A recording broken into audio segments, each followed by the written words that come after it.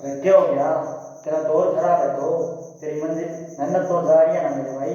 तू तेरी मेहनत का लगातार लग है, तेरी मेहनत का है, तेरा दौर घुटने टेक देगा और एक दिन तू कामयाब जरूर हो जाएगा, कामयाब जरूर हो जाएगा। हेलो दोस्तों, मैं विनोद आप सभी को हिस्टोरिकल बैकग्राउंड के बारे में बताऊंगा। तो चलिए शुरू करते हैं। एक हिस्टोरिकल बैकग्राउंड के बारे में बताने से पहले मैं आपको बता देता हूँ कि भारत पहले ये भारत था। उस समय भारत जब पाकिस्तान, जिसे आप सिंध के नाम से जाना, पहले सिंध के नाम से जाना जाता था, आज के टाइम में पाकिस्तान है, वो था। यहाँ पर भारत के नीचे देश था जिसे सिलोन कहा जाता था पहले। आज के समय पर इसे श्रीलंका कहा जाता है। आज के समय पर इसे श्रीलंका कहा जाता है। और ये देश था फारस।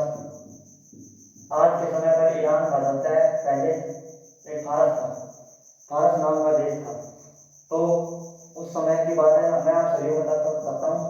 700 से लेकर 1200 तक के काल को हम पूर्व मध्यकालीन भारत कहते हैं, पूर्व मध्यकालीन कहते हैं। और 1206 से लेकर 1526 के काल को हम मिडवल इंडिया, मध्यकालीन भारत कहते हैं, मध्यकालीन भारत कहते हैं।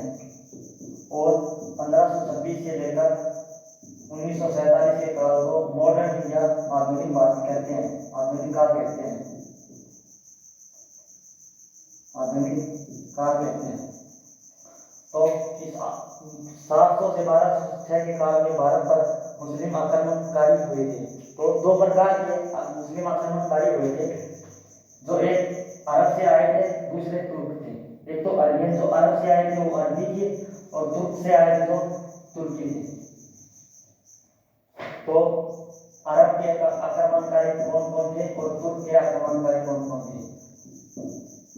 अरब से थे मोहम्मद बिन कासिम, मोहम्मद बिन कासिम। तुर्क से थे दो आक्रमणकारी थे तुर्क से, एक सुबुतकीन, सुबुतकीन का बेटा था महमूद गजनवी, महमूद गजनवी। और दूसरा था मोहम्मद गोरी, मोहम्मद गोरी। सुबुतकीन के दो बेटे थे, एक तो मोहम्मद गजनवी और दूसरा इस्लाम। 700 से 1200 के काल में इन दो मुस्लिम आक्रमणकारियों ने भारत पर आक्रमण किया था। तो हम पहले लेते हैं अरब के आक्रमणकारी मोहम्मद बिन कासिम का। मोहम्मद बिन कासिम कमांडर था, किसका था? अल-हज्जाज बिन यूसुफ का कमांडर था, जो फारस के राजा थे। आज के समय पर जिसे ईरान कहा जाता था, पहले उसे फारस कहा जाता था। फारस के राजा अल-हज्जाज बिन यूसुफ थे, अल-हज्जाज बिन यूसुफ थे।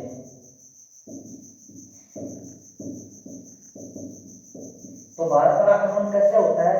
ये भारत था, आप सभी को पता है, और नीचे सिलोन था, आप सभी को बताया है सिलोन। उस समय सिलोन में मोतियों, श्रीलंका को आज भी मोतियों का देश कहा जाता था, उस समय भी सिलोन में बहुत से मोती थे। तो ये फारस का राजा कुछ लुटेरों को भेजता है और वे इस सिलोन पर आक्रमण करते हैं, और यहाँ से बहुत सारे मोती, और लगभग कहते हैं कि 600 से ज्यादा महिलाओं को बंधक बनाते हैं। और उन 600 महिलाओं को जब ये जहाज में लूट कर लेकर आ रहे थे, तो ये समुद्री इलाका है, यहाँ पर समुद्री लुटेरे रहते थे, समुद्री लुटेरे रहते थे।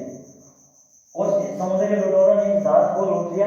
तो यह बात जब फारस के राजा अल-हज्जाज बिन यूसुफ को पता चली, तो अल-हज्जाज बिन यूसुफ के होश उड़ गए, और उन्होंने कहा कि यह काम ये आके सिंध के राजा ने किया है। सिंध के राजा उस समय दाहिर सेन होते थे, सिंध के राजा उस समय कौन थे? दाहिर सेन थे। और यही एक आखिरी हिंदू सिंध के राजा थे, हिंदू आखिरी सिंध के राजा थे। तो उन्होंने कहा कि यह काम दाहिर सेन ने किया है, और दाहिर सेन को एक पत्र लिखते हैं कि हमारे जहाज को महिलाओं को वापस कर दो। लेकिन दाहिर सेन साफ साफ मना कर देता है कि यह काम मैंने नहीं किया। तो अल-हज्जाज बिन यूसुफ अपने कमांडर को आदेश देता है, और अल-हज्जाज बिन यूसुफ का कमांडर कौन था? मोहम्मद बिन कासिम, मोहम्मद बिन कासिम जो अल-हज्जाज का कमांडर था। और यही मोहम्मद बिन कासिम ही अल आजाद बिन यूसुफ का दामाद भी था, यानी कि मोहम्मद बिन कासिम अल आजाद की बेटी से शादी हो रखी थी। तो रातों ही रात मोहम्मद बिन कासिम भारत के सिंध पर आक्रमण करता है और रातों ही रात घरों को जला देता है और वहां से सिंध को लूटता है और साथ ही साथ राजा दाई सेन को मार देता है। यह कहानी लगभग 712 के लगभग की कहानी है और दाई सेन की दो बेटियां होती हैं। दाई सेन की दो बेटियां थी, उस समय दाई सेन की दो बेटियां थी और उनको भी वह बंधक बना लेता है और सिंध को लूट के फारस ईरान की तरफ आ जाता है। तो कुछ समय के बाद अल आजाद बिन यूसुफ के महल में राजा दाई सेन की दोनों बेटियां रहने लगती हैं और वो इस प्रकार से अल आजाद बिन यूसुफ का दिमाग फ्रेश कर देती है, माइंड फ्रेश कर देती है, ब्रेन को वॉश कर देती है कि यह मानवता की ओर चला जाता है। अल आजाद बिन मानवता की ओर चला जाता है और कुछ समय बाद अल आजाद दाई सेन की बेटियों को अपनी बेटी मानने लगता है और उनकी बातों में आकर अल आजाद बिन यूसुफ अपने कमांडर दामाद को ही मोहम्मद बिन कासिम को ऊंट की खाल में सिलवाकर मरवा देता है। तो अब मैं आपको बताता हूँ मोहम्मद बिन कासिम के कार्य क्या थे। मोहम्मद बिन कासिम के कार्य, जो पहला अरब आक्रमणकारी था, जो भारत का और पहला मुस्लिम अरब आक्रमणकारी था। इसने भारत में सबसे पहले यह पहला मुस्लिम कारी था जिसने जजिया कर लगाया था। जजिया कर क्या होता है? जजिया कर गैर मुस्लिम कार्यों पर लगता है। यह कर गैर मुस्लिम कार्यों पर लगता है, यानी जैसे हिंदुओं पर लगता था तो इसने किन पर जजिया कर नहीं लगाया। इसने बूढ़ों पर जजिया कर नहीं लगाया, बच्चों पर जजिया कर नहीं लगाया, महिलाओं पर जजिया कर नहीं लगाया, ब्राह्मणों पर जजिया कर नहीं लगाया और विकलांग पर जजिया कर नहीं लगाया। इसने इन लोगों पर जजिया कर नहीं लगाया। और यही था जिसने सिंध के राजा दाई सेन को मारा था। इसने सिंध के राजा दाई सेन को मारा था। इसके यह कार्य है। तो मोहम्मद बिन कासिम के कार्य आपसे पूछ लिया जाए तो सिंध के राजा दाई सेन को इसने मारा था, जो सिंध का आखिरी हिंदू शासक था और इसने सबसे पहले जजिया कर लगाया था, जिसने बूढ़ों पर, बच्चों पर, विकलांग और महिलाओं और ब्राह्मणों पर यह कर नहीं लगाया था। तो दूसरे थे, आप सभी को मैंने बताया है, दूसरे थे तुर्क आक्रमणकारी। जो दूसरे थे आक्रमणकारी वो तुर्क आक्रमणकारी थे, जो तुर्क से आए थे। तुर्क कहाँ है? ये तुर्क ऊपर की तरफ है, जहां अजरबैकिस्तान पाकिस्तान आज के टाइम पे है, वो तुर्क था। अजरबैकिस्तान आप सभी को सुना होगा। तो तुर्क के आक्रमणकारी थे। तुर्क का आक्रमणकारी सुबुतगिन। इसके दो बेटे थे इस्लाम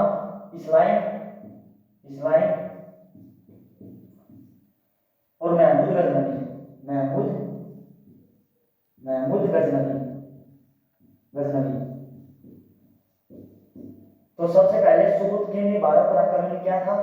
इस्लाम था, जो सुबुतगिन का बेटा था, वो थोड़ा सा पागल था, लेकिन महमूद गजनवी बहुत ही चतुर शासक था।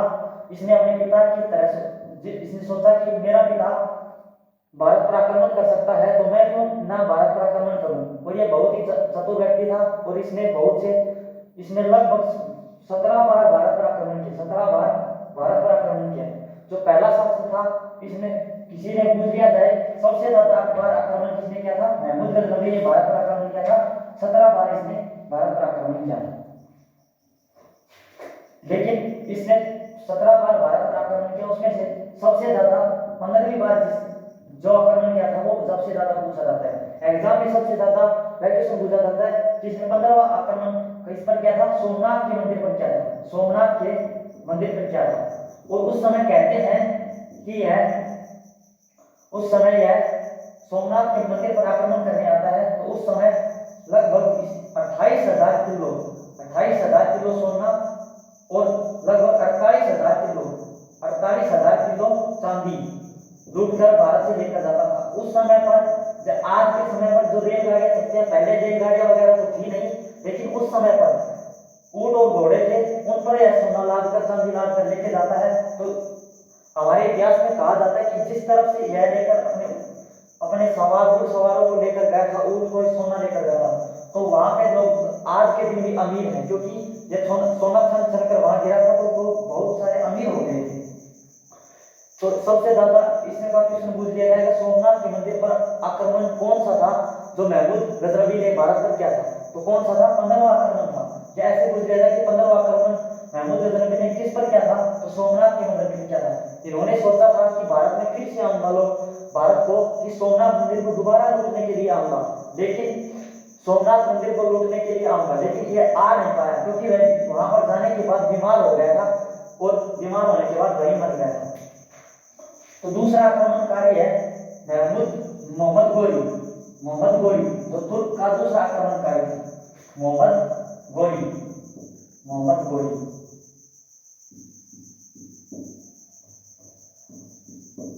जो तुर्क का दूसरा आक्रमणकारी था, तुर्क से आया था या दूसरा आक्रमणकारी था जिसने भारत पर आक्रमण किया। इसने लगभग भारत पर 5 आक्रमण किए थे। इसने लगभग भारत पर 5 बार आक्रमण किया था। भारत पर 5 बार आक्रमण किया, लेकिन उसमें इसके 3 आक्रमण थे जो सबसे ज्यादा बात पूछे जाते हैं। जो 3 आक्रमण थे उसके सबसे ज्यादा पूछे जाते हैं। तो पहला था तराइन का पहला युद्ध, प्रथम का तराइन का पहला युद्ध जो 1191 के लगभग था। क्या था? 1191 में इसने इस पर आक्रमण किया था मोहम्मद गोरी ने। मोहम्मद गोरी को भारत में बुलाया किसने था? राजा जयचंद ने बुलाया था। मोहम्मद गोरी को भारत में राजा जयचंद ने बुलाया था। किसके लिए? पृथ्वीराज चौहान को मरवाने के लिए। दरअसल बात ये हुई थी कि कन्नौज के राजा जयचंद थे और उनकी एक बेटी थी संयोगिता। जिसका नाम था संयोगिता। उस संयोगिता से राजा पृथ्वीराज चौहान प्यार करते थे और राजा जयचंद एक स्वयंवर रखते हैं और उसमें पृथ्वीराज चौहान को नहीं बुलाते हैं, बाकी सभी को बुलाते हैं। तो पृथ्वीराज चौहान राजा जयचंद के दरबार में आकर आक्रमण करता है और संयोगिता को उठाकर उससे शादी कर लेता है। तो यह बात राजा जयचंद को बुरी लगी थी, इसीलिए मोहम्मद गोरी को राजा जयचंद ने बुलाया था मरवाने के लिए किसे? पृथ्वीराज चौहान को। तो पहला युद्ध पृथ्वीराज चौहान और मोहम्मद गोरी के बीच में होता है। तराइन का पहला युद्ध किसके बीच में होता है? मोहम्मद गोरी और पृथ्वीराज चौहान के बीच में होता है। लेकिन पृथ्वीराज चौहान 1191 में पहले तराइन के युद्ध में जीत जाता है और यह मोहम्मद गोरी को छोड़ देता है।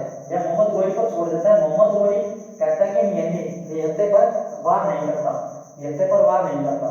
तो दूसरी बार अगली ही साल 1192 में तराइन के दूसरे युद्ध में, तराइन के सेकंड युद्ध में कह दिया जाए कि तराइन का दूसरा युद्ध किसके बीच में हुआ? मोहम्मद गोरी और पृथ्वीराज चौहान के बीच में हुआ था। यह अपनी पूरी ताकत के साथ मोहम्मद गोरी दूसरी बार आता है और पृथ्वीराज चौहान को हरा देता है और पृथ्वीराज चौहान को यहाँ मार देता है। तो उस समय मोहम्मद गोरी दिल्ली को लूट लेता है। जो दिल्ली का शासक था कौन था? पृथ्वीराज चौहान था। तो पृथ्वीराज चौहान को मार देता है और दिल्ली पर राज कर देता है। कुछ समय के बाद मोहम्मद गोरी इस दिल्ली को लूट लेता है और ये लाहौर का साम्राज्य है, इसको भी लूट लेता है। कुछ ये राजस्थान की तरफ लाहौर वगैरह, पाकिस्तान की तरफ लाहौर और दिल्ली को लूट लेता है।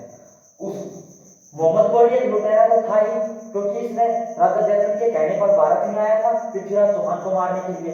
तो इसने सोचा क्यों न पृथ्वीराज चौहान को मारने के लिए मैं आया था, जिसने मुझे बुलाया है पृथ्वीराज चौहान को मारने के लिए, क्यों न मैं उसको भी खत्म कर दूं और उसे भी कब्जा लूं। ये कन्नौज के राजा जयचंद थे। तो तीसरा युद्ध होता है चंदावर का युद्ध।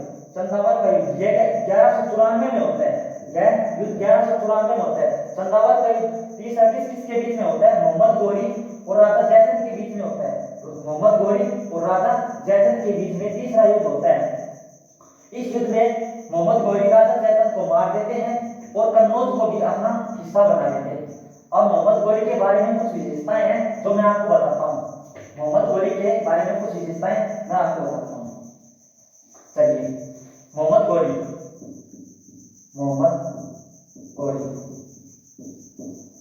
गोरी के 4 गुलाम थे। मोहम्मद गोरी के 4 गुलाम थे। मोहम्मद गोरी का एक सेनापति था बख्तियार सेनापति था, जो मोहम्मद गोरी को बहुत ही प्रोत्साहित करता था। मोहम्मद गोरी को बहुत ही प्रोत्साहित करता था। और मोहम्मद गोरी ने राजनीतिक युद्ध थे, बता दिए। पहला युद्ध तराइन का प्रथम युद्ध मोहम्मद गोरी और पृथ्वीराज चौहान के बीच में हुआ, जिसमें मोहम्मद गोरी हार गया था। और दूसरा तराइन का युद्ध मोहम्मद गोरी और पृथ्वीराज के बीच में हो गया 1192 में, तो उसमें मोहम्मद गोरी जीतता है और पृथ्वीराज चौहान को मार देता है। और इसका तीसरा युद्ध पूछा जाता है जो चंदावत का युद्ध था। चंदावत का युद्ध राजा जयचंद और मोहम्मद गोरी के बीच में हुआ, इसमें मोहम्मद गोरी जीतता है और राजा जयचंद को मार देता है और कन्नौज अपने हिस्से में कर लेता है। ये बातें आपको मोहम्मद गोरी के विषय में पता होनी चाहिए। और मोहम्मद गोरी के 4 गुलाम होते थे। एक कुतुबुद्दीन ऐबक,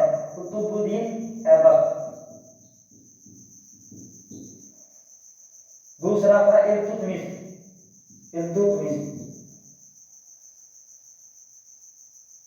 ताजुद्दीन अल्दोज,